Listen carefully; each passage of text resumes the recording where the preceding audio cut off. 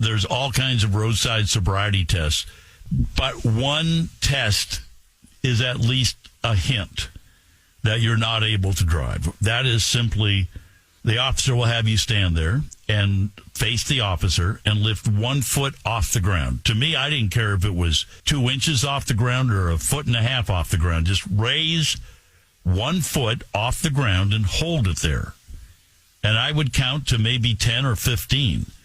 And then put that foot down and raise the other foot and hold it there for 10 or 15 seconds. If you can't do that, and you can do that for yourself, you'll know if you pass it or not. If you can't do that, then you're not going to pass the field sobriety test and you should not be on the road.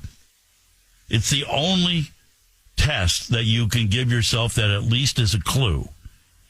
The trick that the officer is looking for is not only can you hold your foot off the ground for 10 or 15 seconds, and trust me, when you've got an officer standing there with a flashlight and the lights are flashing and you're going to do the very best you will ever do, it's not the holding it off the ground. That's part of it.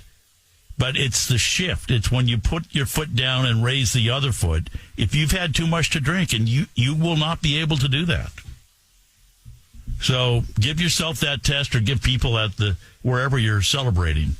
Don't let them drive if they can't pass that simple test. 855-295-6600. There's Salty in Virginia. Hi, Salty. Happy New Year, my friend. Hey, Happy New Year to you too, Tom. Holy cow! I don't want to make light of the topic at hand, but I just tried that whole thing with your foot up and all that other stuff, and I fell over, Tom. I hit my head on the side of the bed at least. Oh my God! I'm seeing the lawsuit. Salty versus Tom Sullivan. What happened? Well, he said lift my leg. I did. And I hit my head. Well, I'm sorry, Salty. I hope you're feeling better. Well, I don't do real well that equality librium thing, where you are stable. Salty's not very stable. You knew that already, Tom. Yeah, I knew you weren't stable, so, anyway. I got a little wish real for quick. You and the listeners. Yeah. If I got time, as we head into 2024, the politicians will line up with their hand out at the door. They will ask for money and lie to your face. It's just what they do. It's a disgrace. So slam the door behind you and go back to the table, because all they have is just a fable.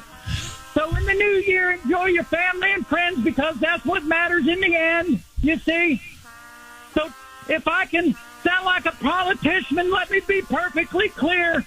Salty and Tom Sullivan want you to have a Happy New Year. Hey.